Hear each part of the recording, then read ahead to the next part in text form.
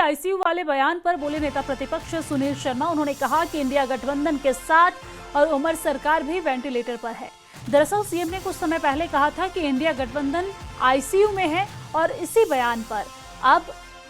यहां पर नेता प्रतिपक्ष सुनील शर्मा ने यह बयान दिया है और कहा है कि इंडिया गठबंधन के साथ उमर सरकार भी वेंटिलेटर पर है, क्योंकि इंडिया गठबंधन का हिस्सा नेशनल कॉन्फ्रेंस भी रही है और यही वजह है कि इंडिया गठबंधन के साथ साथ नेशनल कॉन्फ्रेंस भी वेंटिलेटर पर है। तो ये हमला नेता प्रतिपक्ष की तरफ से किया गया है।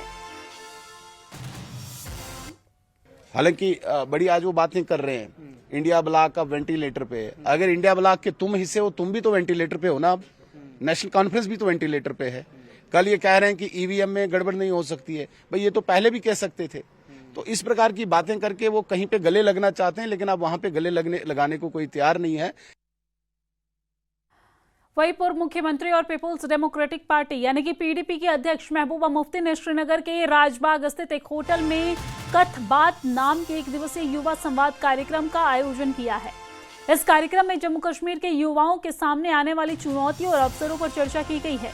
आपको बता दें कि महबूबा मुफ्ती ने सभा को संबोधित करते हुए युवाओं में बढ़ती नाराजगी को लेकर चिंता जताई है और दिल्ली में हाल ही में हुई कार बम धमाके का जिक्र करते हुए उन्होंने कहा कि वो ये समझ नहीं पाती हैं कि युवा हिंसा और मौत की ओर इतनी तेजी से क्यों आकर्षित हो रहे हैं।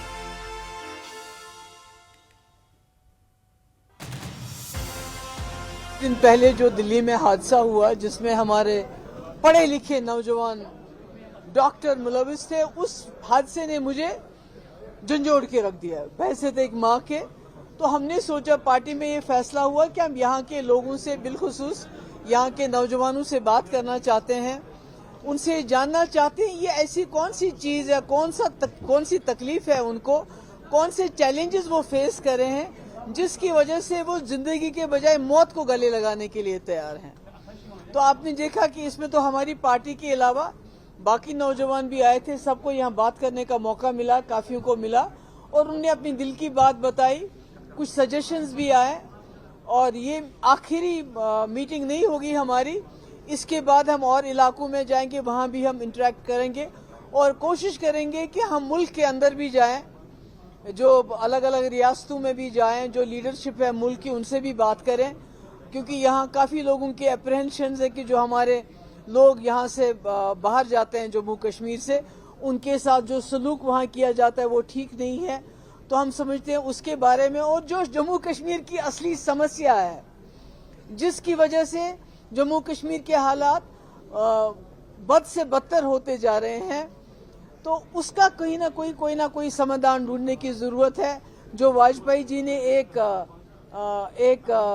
रोड मैप मुफ्ती साहब के साथ बनाया था जम्मू कश्मीर के मसले को हल करने के लिए, हम तो ये नहीं कहते कि जम्मू कश्मीर कहीं भाग जाएगा, नहीं, जम्मू कश्मीर इस मुल्क के बीच में इज्जत के साथ, वकार के साथ रहना चाहता है, अमन के साथ रहना चाहता है, खुशी से रहना चाहता है। यूएपीए, पीएसए, एनआईए और जो बाकी एजेंसीज के दोस्त दबाव की वजह से नहीं, बल्कि खुशी से सर उठा के हम जीना चाहते हैं। और उसके लिए रिकंसिलिएशन जरूरी है जम्मू कश्मीर के लोगों के साथ, बिलखुसूस यहाँ के नौजवानों के साथ, जो इस वक्त बहुत ही दिल अजूरदा हो गया है, बहुत ही उदास है, बहुत ही गमजदा है, उनके साथ दिल जोड़ने की जरूरत है। और इसमें पीडीपी का जितना भी रोल बनेगा, हम कोशिश करेंगे एक ब्रिज बनने की मुल्क के बीच में और जम्मू कश्मीर के जो लोग हैं यहाँ के नौजवानों के बीच में, हम ब्रिज का काम करेंगे।